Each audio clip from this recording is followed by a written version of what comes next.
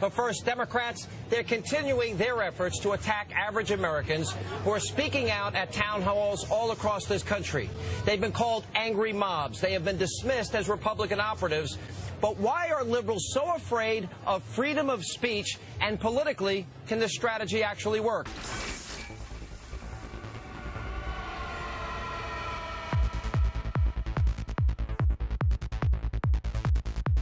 I am joined now by nationally syndicated radio talk show host. I call him the Great One. 12 weeks, #1 on the New York Times bestseller list, 17 weeks overall, Liberty and Tyranny, a conservative manifesto.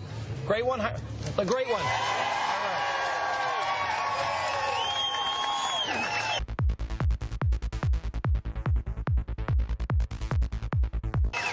Do you have a mob name? A mob name? Yeah. I'm the Shark. You're the Shark? Yeah. He's the Shark. Are you all mobsters here? They've been called angry mobs. They have been dismissed as Republican operatives. Are you all mobsters here? It's an angry mob. Wait a minute. How many of you here are insurance executives? Raise your hand. Yeah. How many of you here are what? Car execs. Car execs. Raise your hand. How many of you own banks? How many of you here are patriotic Americans?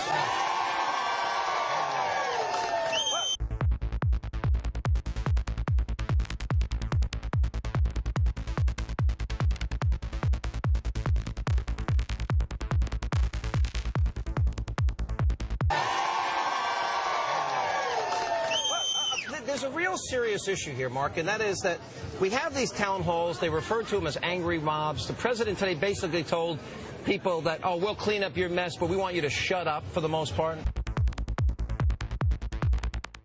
What's your take on this? I've never heard in my life a president tell the American people to shut up. I really haven't. And as a matter of fact, if you look at the people around him, he's got Al Capone there, who is Rahm Emanuel. He's got Meyer Lasky, who's David Axelrod.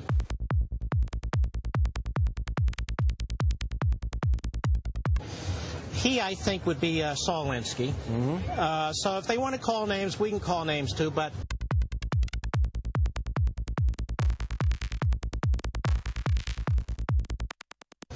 really, who is behaving like they're a mob? It's them, and now they're sending their favorite union thugs into these town hall meetings, right, to give them some muscle. I got a little bit of news for them. We outnumber you. We don't really give a damn what you send in the town hall meetings. We're going to keep going to the town hall meetings, and we don't want what you're trying to ram down our throats.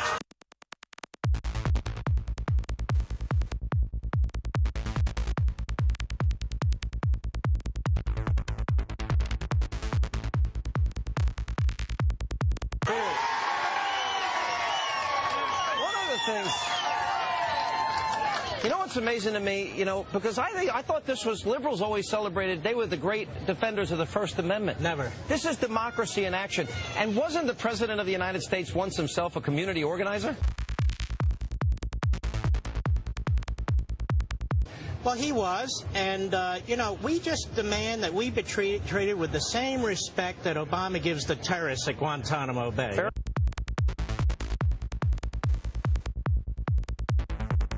enough. Fair enough. I mean, they get due process rights. They're told that they're human beings, too, that they're told that they're human beings, too, that they have a right to be heard. Well, guess what? We're American citizens. Well, we do, too. Because if we look at the polls, what we see more and more is we see independents now, Mark, are moving, away from Obama, away from Obamacare. As poll numbers are going down dramatically. It seems like a real pulse of the American people. They want to diminish this. It may be the Chicago way. You've talked a lot on your radio show. We've talked right here on Hannity about Saul Alinsky and this tactic. What are these tactics that they're using? Well, first of all, the tactics aren't going to work because the American people aren't stupid.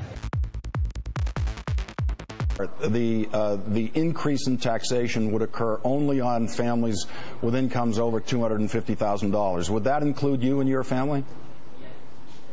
Honestly, I'd rather not say. I don't even know. My husband takes care of the bills and everything. He takes care of us, and that's all that matters.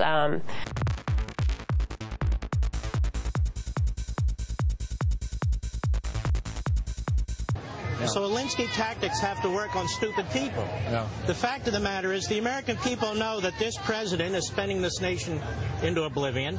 The American people know that independent entities like the Congressional Budget Office said this is unsustainable.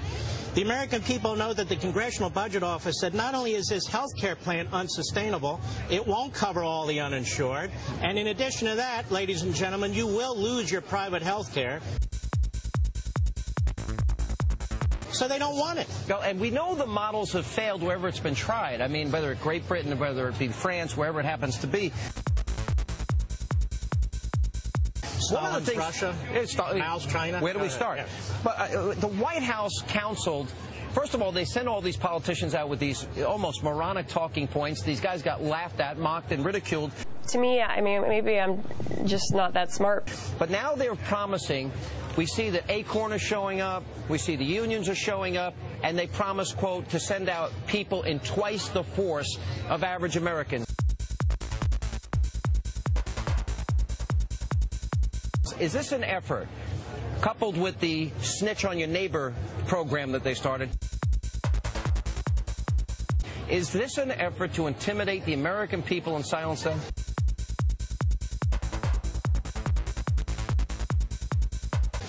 It's an effort to intimidate the American people, and it's also a very directed effort at the phony blue dog Democrats and so-called moderate Democrats in Congress. What they're trying to do is give the impression that the American people are a fringe group. Yeah. The fact is, any reputable poll out there right now says the American people are turning on this president, they're turning on this Congress, they're turning on the policies that he has to offer. And rather than step back and slow down and take a look at it, Obama just keeps ramming us, I love the line of that one guy at Steny Hoyer's protest. He said he's a Democrat, and he said it took Obama 6 months to pick a dog. And this is what's going on here. We saw now with the Acorn members and with the union groups going into Tampa and some of these other places, and we're going to show the video to our audience here in just a minute. Do you think the president bears any responsibility for this conflict now that is emerging in these town halls? That's an excellent point. As a matter of fact, let me suggest that if there's anything that happens at these town hall meetings, if anybody's hurt, or anything really stupid happens, this White House has some responsibility for it.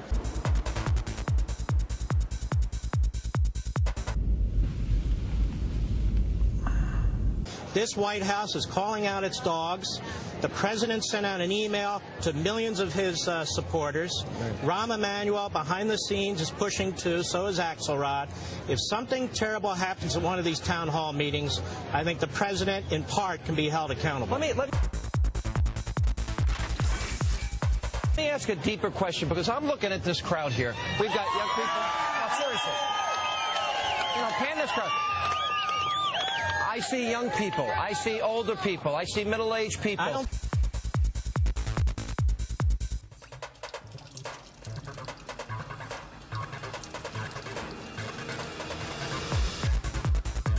see any Brooks Brothers suits. I don't see any Brooks Brothers suits here. I'm not against them. I see an American flag that this crowd brought with it. And I guess my question here is, what does it say about this president? What does it say about the Democratic Party that, that they would now orchestrate attacks against Americans and smear them and discredit them and besmirch them? What does it say about them?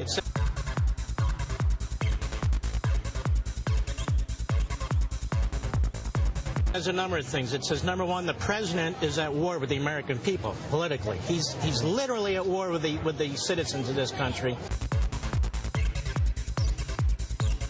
Number two, it says they're desperate, that they can't make their case. What Obama and the Democrats really want, and we've seen some audio on, heard some audio on this, is government-run, single-payer plan, the kind they have in the UK and Canada, because they want to steal your liberty, steal your ability to choose what doctor you have. Right. They want you to go to them to ask for a particular drug or procedure, and that's what this is all about. They want to ram this home while they can, but we're going to slow them down. Well,